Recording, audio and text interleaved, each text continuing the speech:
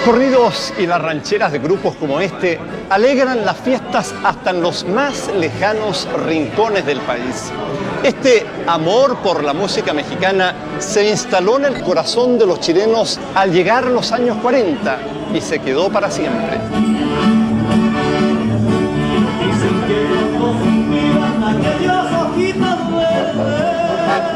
En 1938, cuando las rancheras se ponen de moda, Pedro Aguirre Cerda va de pueblo en pueblo.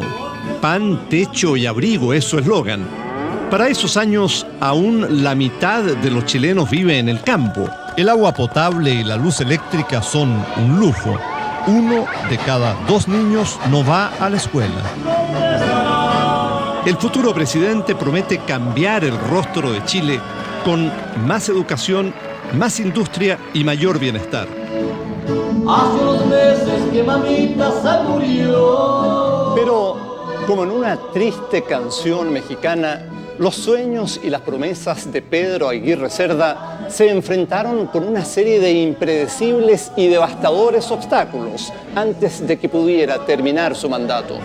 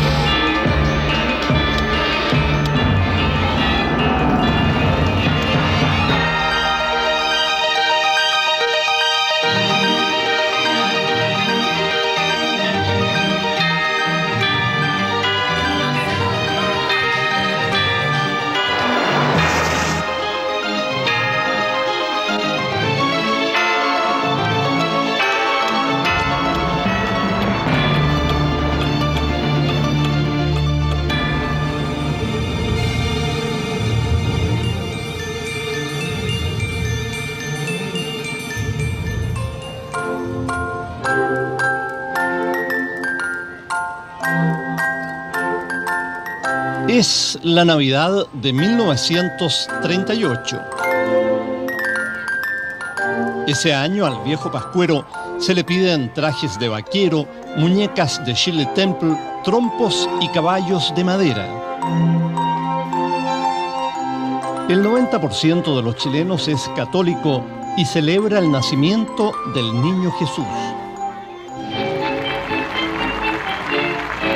Ese mismo 24 de diciembre llega a La Moneda un masón, Pedro Aguirre Cerda, apoyado por una alianza de radicales, socialistas y comunistas. Es el Frente Popular. Don Tinto, como le dicen sus adversarios, representa el empuje de la clase media y despierta gran entusiasmo, especialmente entre los más pobres. Yo era un chico. Mi padre me llevó al desfile. Entonces cuando estábamos ahí, mi padre me pega un empujón porque al frente iba Don Tinto, ¿no? Saludando así con su sombrero. Y yo entonces aparecí empujado y me encuentro con Don Tinto, que me da un abrazo, y yo le doy un abrazo a Don Tinto. Y era bajito, parecía una botellita de vino tinto, le faltaba la etiqueta. Yo en ese entonces tenía 12 años. Para muchos esa Navidad trae nuevas esperanzas, pero para otros grandes amenazas. Todos tenían miedo de que el radical llegara a la presidencia, como que se iba a perseguir a la gente, que se iba a matar a la gente, escapaban.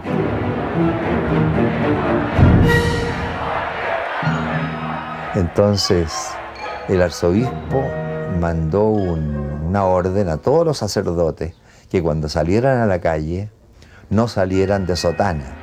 Creían que iba a haber persecución de la iglesia, que se iba a acabar el mundo.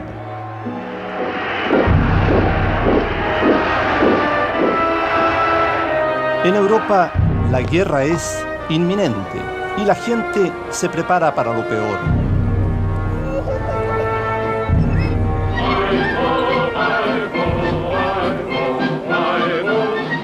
En Chile, los niños no saben de esas preocupaciones y en la matiné de las 2 de la tarde asisten al estreno de Blancanieves y los 7 enanitos, el primer gran éxito internacional de Walt Disney. Nos vamos a cenar.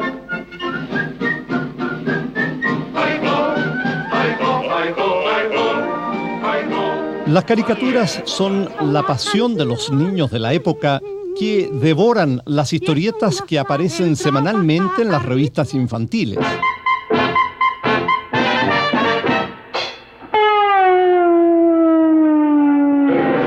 Estaba el Cabrito, estaba Pispaf, estaba Piliquen, pero el Peneca fue la reina, eso sí, fue reina de todas las revistas.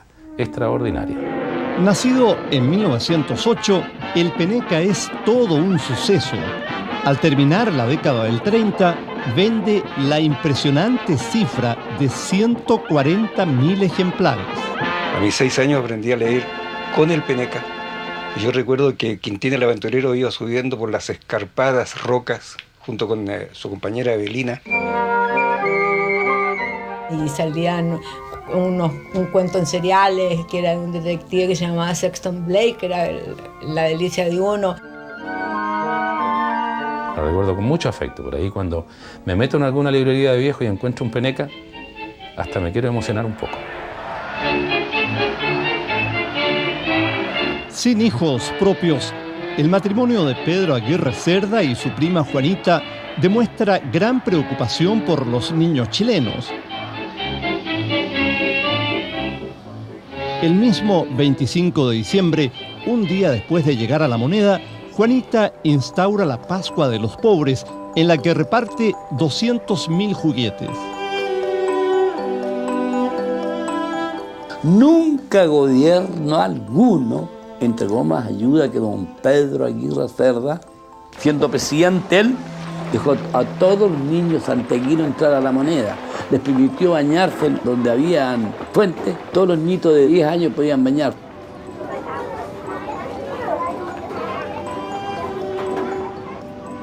En lo espiritual, las garantías de libertad, respeto a la... Gobernar es educar.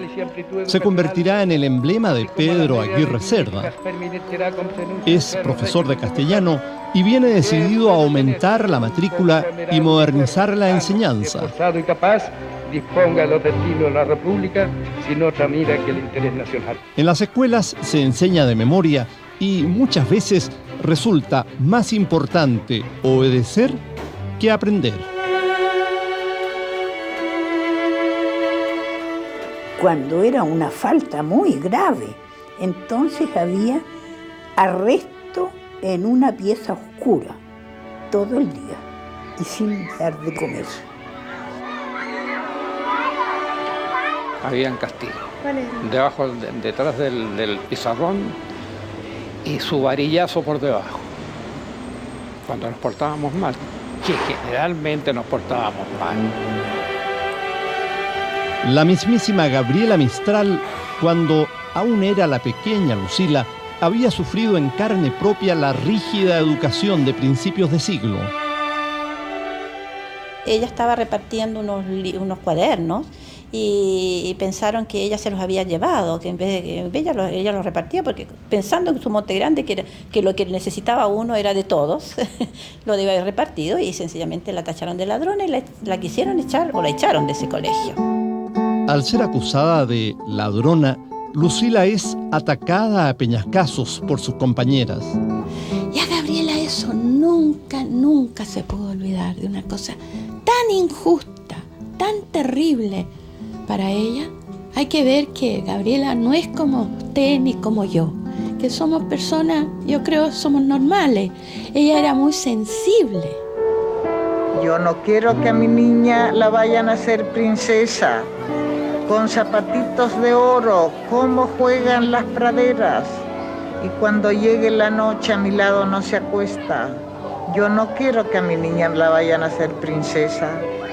Y menos quiero que un día me la vayan a hacer reina. Como para sanar su dolor, la joven Lucila se hace profesora y se dedica a la poesía, adoptando el nombre de Gabriela Mistral. Sus clases son mágicas, amenas y cautivantes, y su poesía comienza a leerse en todo el mundo. En 1945, ante el rey de Suecia y la florinata de la inteligencia mundial, Gabriela recibirá el Premio Nobel de Literatura. que mi dedito lo cogió una almeja y que la almeja se cayó en la arena y que la arena se la tragó el mar. Después de numerosos años de ausencia, Gabriela Mistral vuelve convertida en la primera mujer hispanoamericana en ganar el Nobel. De tierra sacamos del mar, novedad de un dedito de niña, la que esté manca lo venga a buscar. Que me den un barco para ir a traerlo, y para el barco me den capitán, para el capitán que me den soldada, y que por soldada pide la ciudad. Marsella con torres y plazas y barcos, de todo el mundo la mejor.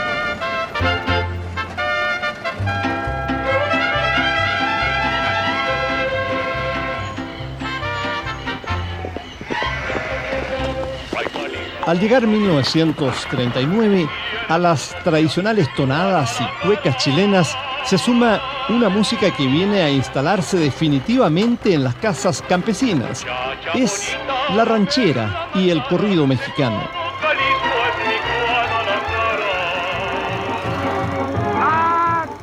Pásenle, córrenle. Gran acontecimiento del gran circo Estrella. Vayan pasando, chango. Los mexicanos también causan furor en la pantalla grande.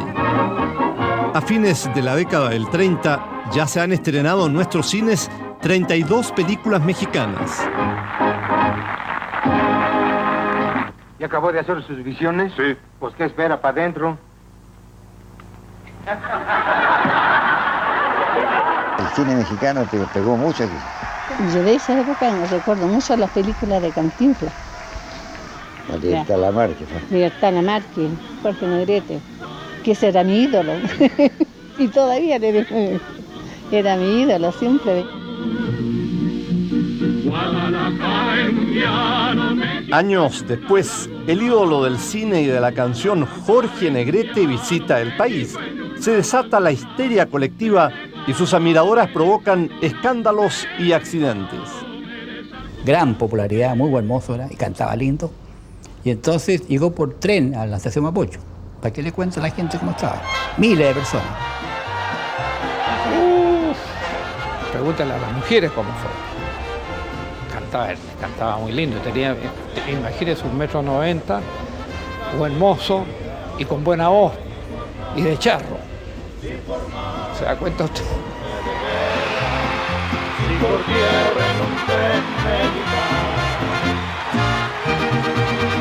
el clarín de campaña la guerra, salga el valiente guerrero a pelear. Correrán los arroyos de sangre. Es el 24 de enero y en Chillán todo el mundo quiere ver La Sandunga, el último estreno del Teatro Municipal. Era una calor infernal.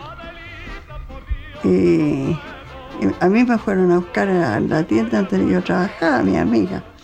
Así que fuimos el horario de las 9.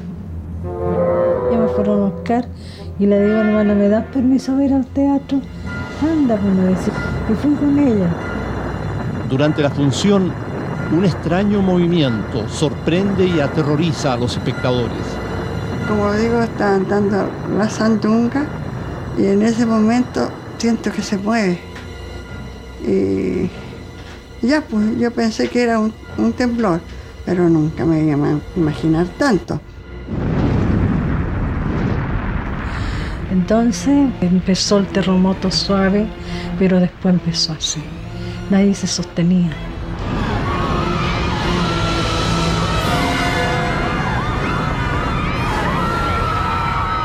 Donde quebraba el alma fue en el Teatro Municipal. Toda la techumbre cayó en la platea. Salí del teatro y empecé a gritar y no sabía dónde estaba, porque era en puro escombro. Por las gradas corría la sangre.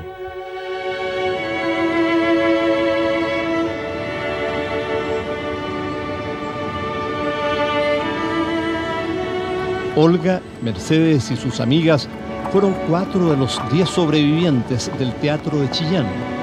Más de 500 personas quedaron sepultadas para siempre bajo los escombros del edificio. CBT Chillán, locutor de turno, decía, la familia Valdebenito, todos muertos. La familia tanto, solamente muertos los abuelos. La familia tanto, murió la guagua. Todo el día era como una pesadilla. Hubo prácticamente una cadena a las 24 horas del día en que transmitían desde Chillán y Concepción. Este puente ubicado en Ñuble en esos años era vital para unir a Santiago con el sur del país. Esa noche triste del año 1939 también se vino al suelo, con lo cual Chillán y el sur de Chile quedaron casi completamente aislados. El presidente Aguirre Cerda, al enterarse de la magnitud de la catástrofe, decidió venir personalmente a Chillán para organizar la ayuda, dar aliento a las víctimas y asimismo iniciar de inmediato las tareas de la reconstrucción. Yo estuve con él en la Plaza de la Victoria y andaba con la señora Juanita, la esposa, pero sí era una lamentación terrible. Yo lloraba él mismo con la señora Juanita. Fue terrible, ¿no? Chile, estremecido, se moviliza. Cientos de jóvenes de todo el país viajan como voluntarios para remover los escombros. De todas partes del mundo llegan medicinas, ropas y alimentos. El terremoto arrasó 7 provincias, desde Talca hasta Malleco. Se desplomaron 20 ciudades y 100 caseríos y, extraoficialmente, se habló de 30.000 muertos y de 40.000 heridos. Nunca en el siglo murieron tantos chilenos durante un terremoto. Dios supo cuidarlos nomás, porque si no hubiera sido, más de alguna habíamos muerto. Hoy en día prácticamente todos los hogares chilenos cuentan con luz eléctrica. El 60% de esa energía proviene de represas como esta. La situación era completamente distinta hacia fines de los años 30, cuando la mayoría de los chilenos se alumbraba con velas. El terremoto de Chillán tuvo graves consecuencias, pero también impulsó la industrialización del país y con ello la masificación de este milagro que es la luz eléctrica. En los alrededores de las ciudades, acentuando así las diferenciaciones sociales. En mi concepto, el empleado y el obrero deben vivir en el interior de las ciudades, de manera que la clase trabajadora se sienta como un componente social tan digno y respetable. Tras el terremoto, Aguirre Cerda obtiene facultades extraordinarias y en abril de 1939 crea la Corporación de Fomento de la Producción, Corfo. Más tarde pone en marcha un plan de electrificación.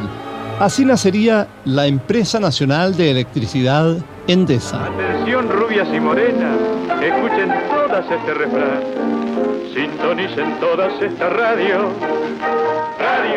Es la época en que los artefactos eléctricos empiezan a masificarse en los hogares chilenos. La radio se transforma en la gran ventana que nos conecta con el mundo. Que a las chicas dice su pasión. Qué moderno es el amor por radio.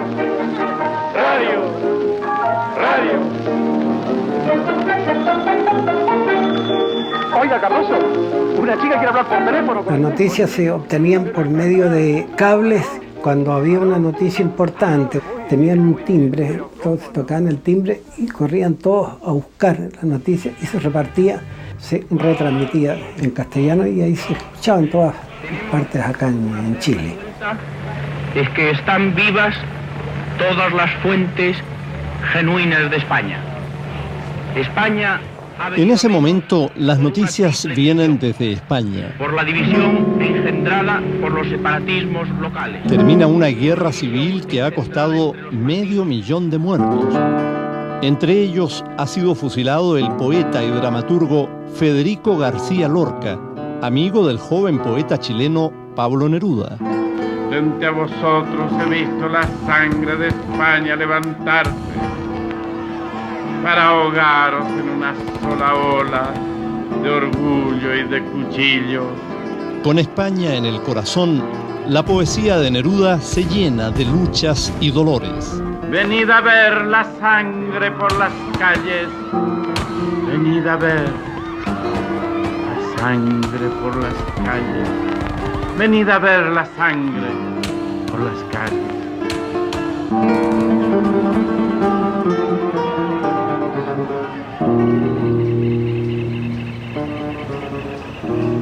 A raíz de la guerra civil, mis padres eran republicanos,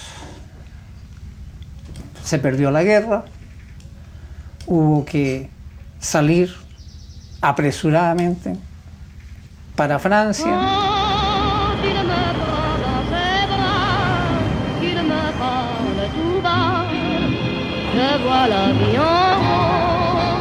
Si en París había un gran despliegue de represión para evitar que los refugiados españoles que habían pasado a Francia en una cantidad superior a los 400 o 500.000 personas llegasen hasta París, para no perturbar la vida grata y agradable que tiene París. Enviado por Aguirre Cerda, Pablo Neruda llega a Francia para traer refugiados republicanos a bordo de un viejo barco de carga, el Winnipeg. Neruda en persona se encarga de seleccionarlos. Me acerqué a la embajada de Chile y al segundo o tercer día que llegó Neruda a París a hacerse cargo, de manera que yo fui de las primeras personas que pude entrevistarme con Neruda, que no conocía, claro. Vestía muy tropical, traje ligero, color claro, me parece que usaba sombrero de estos de Panamá. Me parece que habló con cada uno de los 2.000 y tantos que embarcaron.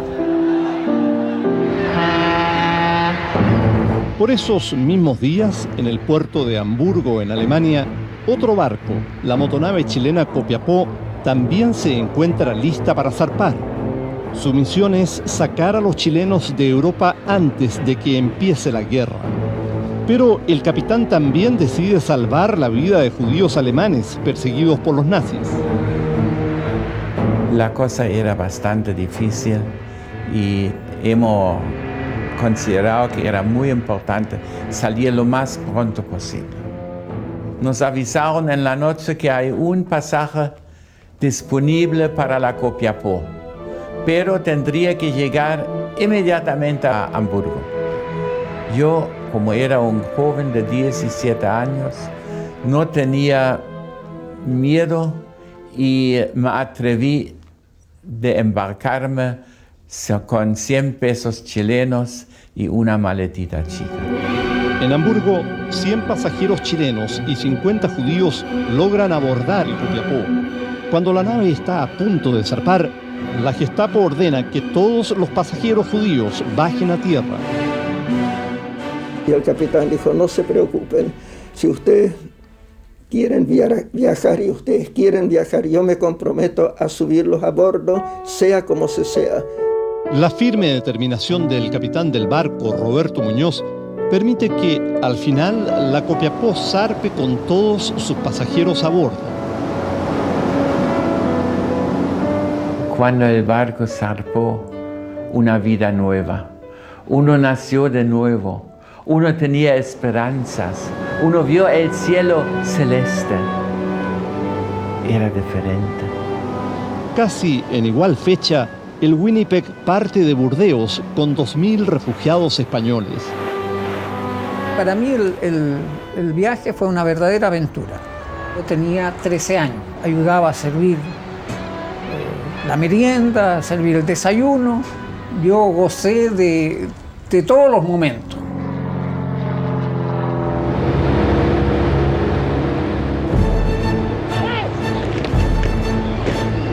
Mientras el Winnipeg y el Copiapó navegan hacia Chile, Alemania invade Polonia. Es septiembre de 1939 y Francia y Gran Bretaña le declaran inmediatamente la guerra a Hitler. Chile se mantiene neutral. Nosotros vimos todavía pasar los aviones de Inglaterra a Francia. Estábamos bastante asustados porque estábamos en el Canal de la Mancha lleno de submarinos alemanes.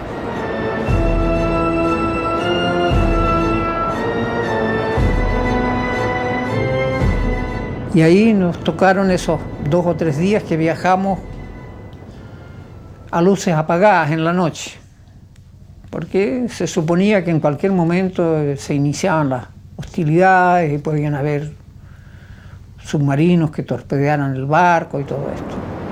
Teníamos una bandera chilena al tope del mástil. En fin, nos sentíamos un poquito más seguros bajo esa bandera tan linda. Finalmente, el Copiapó y el Winnipeg, al igual que otros barcos repletos de refugiados, arriban ilesos a las costas de Valparaíso. ¡Viva Chile!, grita el primer refugiado español al pisar tierra firme. El propio Pedro Aguirre Cerda da la bienvenida a los numerosos intelectuales, artistas y trabajadores que llegan en el Winnipeg. Y al día siguiente subí a un tranvía y le pregunté al cobrador, le dije que yo iba a la calle Ahumada. Y el tipo, que sabía que el día anterior habían llegado los refugiados, me dijo: ¿usted es refugiado español? Sí, le dijo. Usted no paga, me dijo, entonces. Y no me cobró. Fíjese usted, esto me ha quedado a mí en el alma. Es septiembre y las fiestas de la primavera y la celebración del 18 sorprenden a los recién llegados. Cuando llegamos a Valparaíso me encontré que habían autos y buses en vez de cowboys, carretas y caballos que yo esperaba, ¿no? Para decir la verdad, estábamos esperando encontrarnos con unos indios con plumas en la cabeza, pero no había. El afecto que sentimos, la comunicación inmediata, nos hizo sentirnos en nuestra casa. Uno está agradecido también por la atención que uno ha recibido en los momentos tan difíciles. Entonces uno no puede olvidar eso tan fácilmente.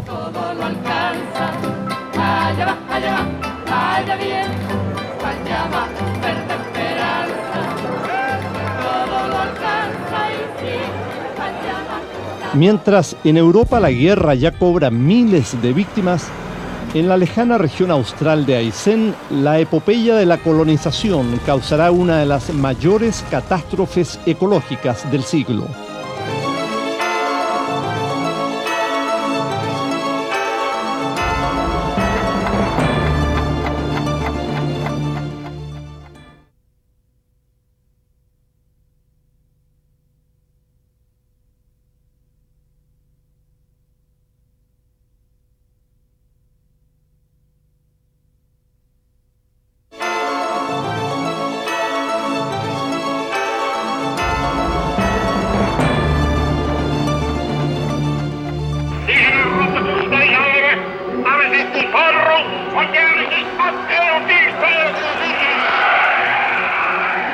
La Segunda Guerra Mundial ha sorprendido a la cantante chilena Rosita Serrano en Alemania.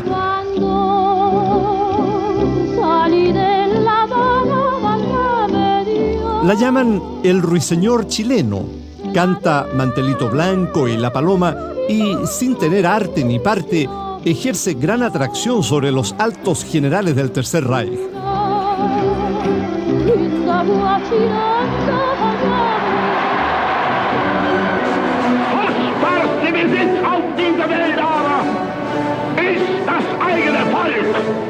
En tanto, en decenas de campos de concentración se ha iniciado uno de los peores genocidios de la historia de la humanidad, el Holocausto judío.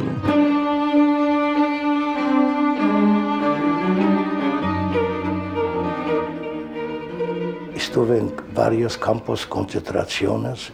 Hasta en 42 nos llevaron a Auschwitz-Birkenau. Hambre, miseria, látigos, tortura. Auschwitz es una zona poco húmeda, triste, lluvioso. nos llevaron para exterminio. Y el día siguiente, en la madrugada, cuando nos despertaron, nos sacaron de nosotros para entrar en cámara de gas. Y el doctor Mengele, el asesino, el monstruo, el ángel de la muerte que le tenía el nombre, él seleccionó 3 en un lado, 2 en un lado de una fila. Y me recuerda estas palabras: mandan saludos, ustedes el pueblo elegido, ellos van al paraíso y ustedes van a ir próximamente. Ellos trataron de aniquilarnos, liquidarnos, físicamente y mentalmente. Yo soy uno de ellos que no lograron mi mente destruir. Los soldados nazis se imponen en todos los frentes. Aunque nuestro país se ha declarado neutral, los chilenos siguen paso a paso el devenir de la guerra. Todos los días a las 6 de la tarde era la concentración frente al diario La Opinión. Éramos 2.000, 3.000 personas y se armaban las discusiones porque había una pizarra con las últimas noticias de la guerra. Se ponían discusiones hasta 5 o 6 de la mañana por las batallas entre alemanes y aliados. Se llevaba la guerra con banderitas así en un mapa, ¿eh? Entonces, tanto mi papá como casi toda mi familia eran partidarios de los alemanes.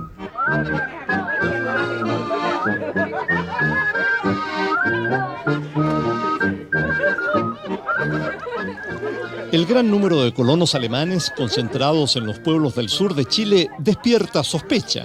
Circulan rumores que hablan de una red de espionaje alemana e incluso de una quinta columna progermana para tomarse el poder en nuestro país. El cronista Joaquín Edwards Bello, Premio Nacional de Literatura y Periodismo, comenta con su agudeza característica estos rumores. Creemos vergonzoso para nuestra América el hecho de creer que unos agricultores alemanes, fabricantes de cerveza, cecinas, jamones y patos con chucrut, podrían apoderarse de nuestra tierra. Bastaría el concurso armado del Cuerpo de Bomberos de Melipilla para correrles. Joaquín Edwards Bello. En las primeras décadas del siglo XX, una oleada de colonos había iniciado una nueva aventura, la conquista de Aysén.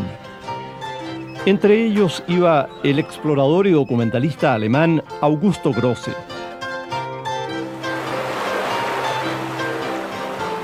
Augusto Grosse fue un lúcido testigo de la valerosa acción de los primeros colonos que llegaron a poblar los extensos territorios deshabitados que existían al sur de Puerto Montt.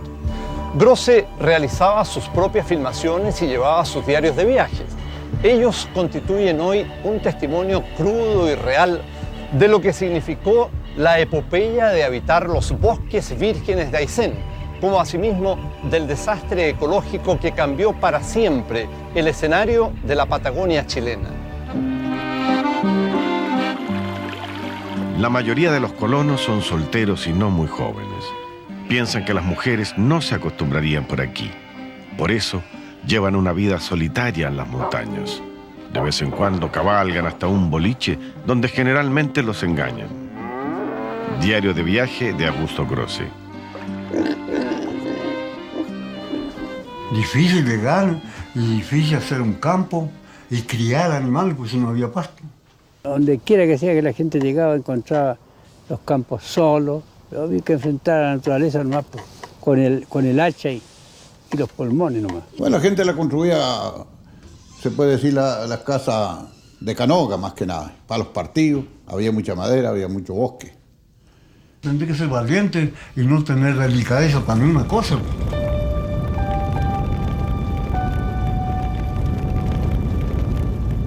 El valle es ancho y fértil. A lo mejor fue antes aún más hermoso, cuando tenía bosques que con su verdor le daban vida al paisaje. Pero el fuego y el hacha han destruido la belleza de los valles. Gigantescos troncos alzan sus brazos acusadores al cielo.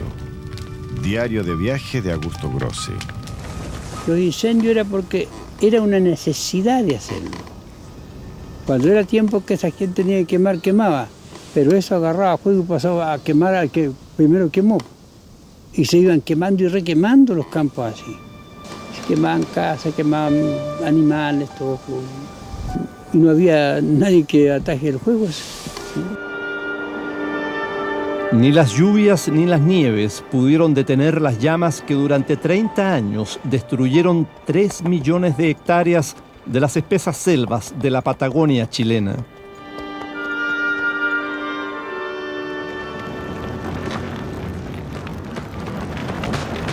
Los santiaguinos de 1940 no saben de la catástrofe ecológica en los bosques de Aysén, pero se impactan con un incendio cinematográfico. Es el estreno de Lo que el viento se llevó, anunciada como la obra cumbre del cine mundial. La película eleva a Clark Gable y Vivian Leigh como los modelos románticos de la época.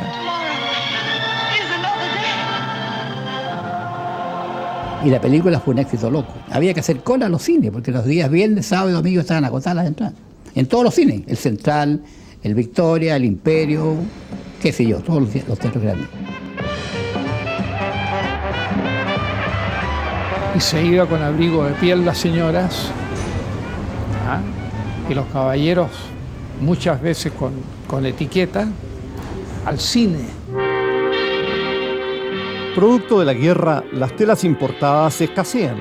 Nacen las primeras textiles y los chilenos concurren a sastres y modistas.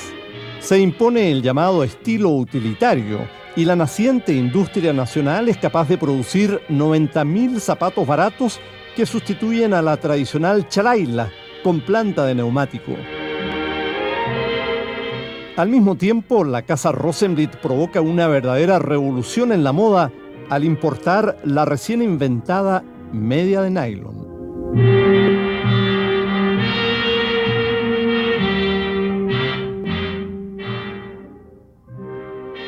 Bailamos chic to chic. ¿Sabes lo que significa? De caritas pegadas, agarraditos, así. Era la época de los blues. Blues significa los tristes, los bailes tristes, bonitas canciones americanas románticas. Pero después vinieron los bailes tropicales, ya empezamos a descoyuntarnos un poco. Las fiestas y los bailoteos con orquestas en vivo son costumbre de fin de semana. El swing, derivado del jazz, y especialmente la conga o el mambo, animan a los jóvenes que bailan incluso la noche entera.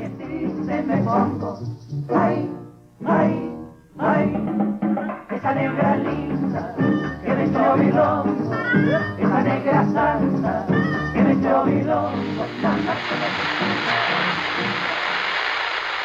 Arturo Godoy. Jam-packed for this international heavyweight title fight between Joe Louis, the world champion, and Arturo Godoy, champion of Chile. En Nueva York es febrero de 1940 y con gran expectación, el boxeador chileno Arturo Godoy disputa la corona mundial de todos los pesos ante el imbatible campeón norteamericano Joe Louis. No puede salir pegando Joe Louis.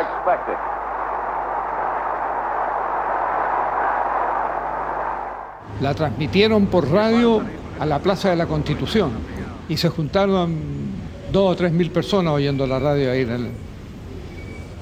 Agáchate, Godoy, le decían nomás. Al 15º y último round de esta pelea. Todos pensaban que lo iba a matar. La pelea fue así, absolutamente estrecha, discutida. Está en la historia grande del boxeo. Va a haber conmoción si Arturo Godoy resiste los 15 rounds de la pelea. Joe Louis era el favorito 10-1 en esta pelea. Y salimos nosotros a ganar antes del fallo, salimos a la calle a gritar. Y entonces nos abrazábamos todos, gritábamos, Godoy campeón. Pero el fallo fue en contra. A un paso de la gloria, Godoy pierde la pelea. Los jurados norteamericanos dan por ganador a Louis apenas por 1 punto de diferencia. Eso dice mucho. Había ganado Godoy y los otros, con un poco de vergüenza, le pusieron 1 punto a Joe Louis para que retuviera la corona.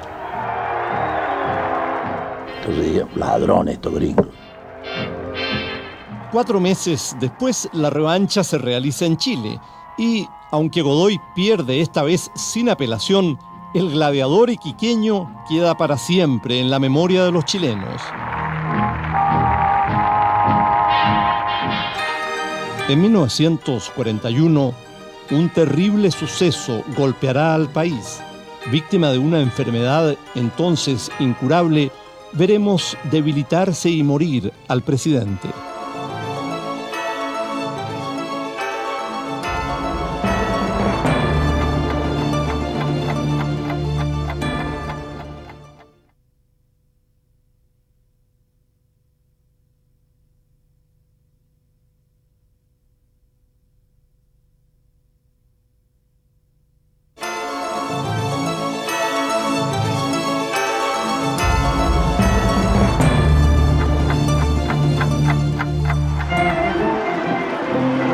Llega 1941 y Pedro Aguirre Cerda está en la cúspide de su popularidad. Como buen radical, es amante de la buena mesa, practica la conversación y es un fumador empedernido. No sabe que una cruel enfermedad se ha alojado en su cuerpo. El presidente Aguirre Cerda sufría una de las enfermedades más devastadoras de la primera mitad del siglo, la tuberculosis. Gracias al descubrimiento y la aplicación masiva de antibióticos y vacunas, esta enfermedad se ha podido controlar. Hoy el 99% de los niños chilenos es vacunado al momento de nacer y se calcula que solo unas 300 personas mueran en el país cada año víctimas de esta enfermedad. La situación era completamente diferente a principios de los años 30 y de hecho entre 1900 y 1932 más de 200.000 personas murieron en Chile víctimas del bacilo de Koch. Fíjese que la tisis era en esa época un cáncer contagioso. Así que usted tenía un pariente con tisis, su marido, su madre, su padre o un hijo, tenía que tener toallas especiales, cubiertos especiales, platos especiales, o recluirlo en algún sanatorio. Yo en mi familia hay 3 muertos de tuberculosis. Un chico de 18 años, una chica de 18 años y otra chica de 17 años de la tuberculosis. La tuberculosis era sentencia de muerte. Por aquellos días aún no llegan los antibióticos a Chile y los tuberculosos son aislados en sanatorios cordilleranos. A pesar del fantasma de la muerte, muchos enfermos encuentran la amistad en los contrafuertes de San José de Maipo. Esa amistad, esa cosa tan familiar era muy agradable, porque el que menos estaba eran 6 meses, 8 meses, algunos hasta 2 años, en fin, entonces se daban las condiciones para tener una convivencia familiar. Al presidente se le acaba rápidamente el tiempo. Su dolencia lo obliga a dejar el gobierno y el 25 de noviembre de 1941 fallece.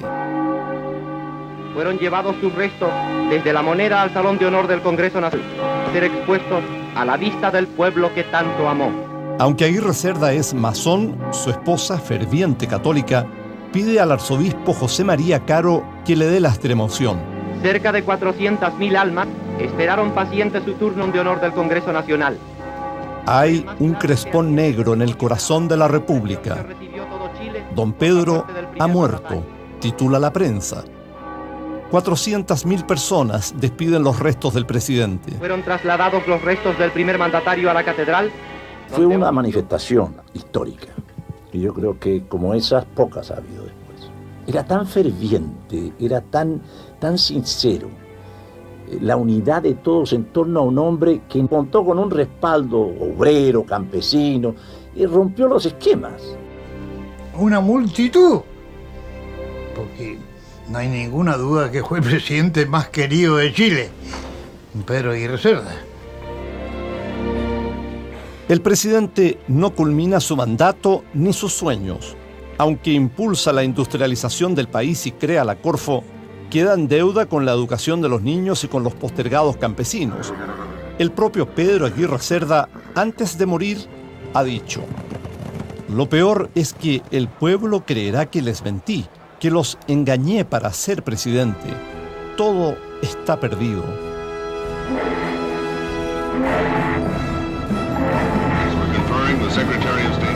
Es diciembre de 1941. Tras el ataque japonés a la base naval de Pearl Harbor, Estados Unidos entra en la Segunda Guerra Mundial. Inmediatamente Latinoamérica los apoya. Solo Chile y Argentina siguen neutrales. El también radical Juan Antonio Ríos es elegido nuevo presidente. Su gobierno debe enfrentar las consecuencias de una guerra mundial que ya llega a los hogares chilenos. Los precios se disparan, hay escasez y un serio desabastecimiento de petróleo. Debido a la guerra, los norteamericanos, dueños de las principales minas de cobre chileno, expulsan a los trabajadores alemanes e italianos y hacen simulacros de ataques aéreos por las noches.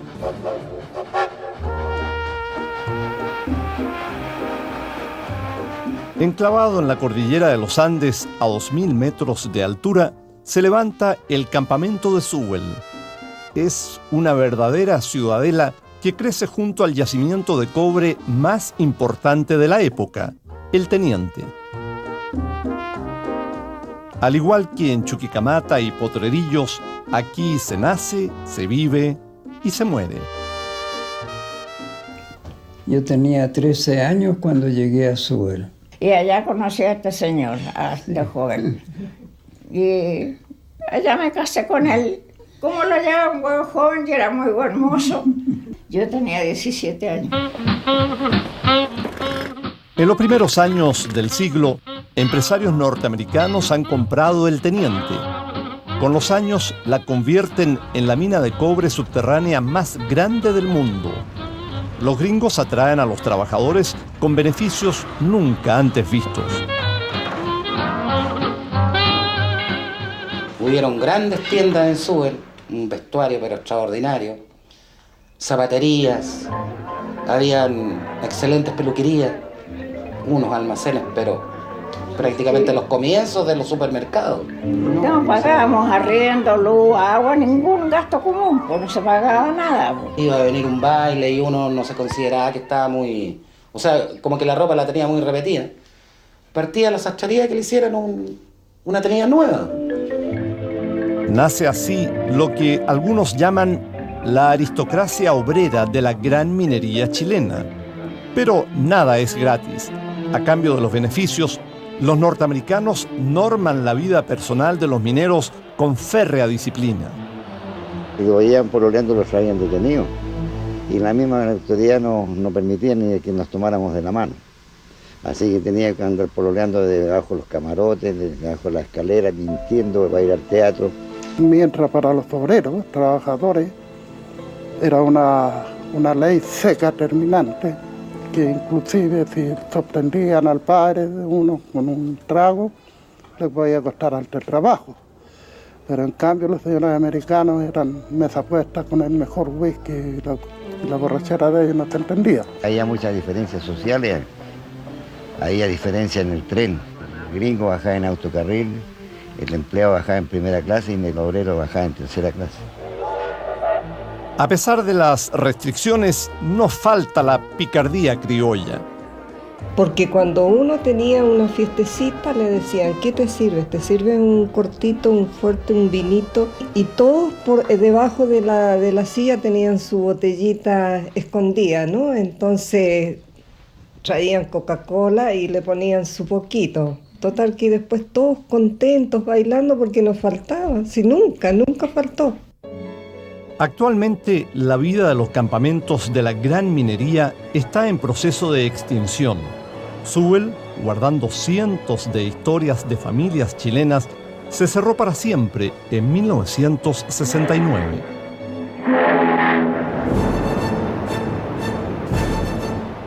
La Segunda Guerra llega a una de sus fases más críticas cuando, en junio de 1944, se produce el sangriento desembarco de tropas en Normandía. Los aliados recuperan París. Un tiempo antes, Chile ha roto relaciones con el eje y ha expulsado a los diplomáticos alemanes, italianos y japoneses. Aún no le hemos declarado la guerra a nadie. Sin embargo, la rivalidad se instala en los hogares, los colegios y las calles. Y yo me acuerdo que estaba patinando y de repente vinieron unos niños con el uniforme del Grange, y como sabían que nosotros éramos descendientes alemanes, vinieron estos niños, me pegaron un tremendo empujón y me botaron al suelo en patines. Yo tenía que salir con guardaespaldas para ir a tomar el carro que se llamaba el tranvía, porque eran varios muchachos que había que apedrearlos, ¿no? A los que eran alemanes, ¿no? Para andar en calle, gente, ahí viene espía japonés, y se arrancaba y se metía dentro de casa y abría un poquito cortina y miraba a nosotros como delincuentes. Finalmente, en abril de 1945, el gobierno de Juan Antonio Ríos le declara la guerra a Japón. Nunca entramos en acción, pero igual tomamos prisioneros. Cuando Chile declaró guerra contra Japón, es orden del gobierno. Usted detenido y dentro de una semana tiene que ir a San Vicente de Taguatagua. Ahí tomamos chicha de esa zona. Y pasamos requete bien. El 30 de abril de 1945, en Berlín, Hitler se quita la vida. Días después, Alemania firma la rendición. Japón se mantiene en guerra.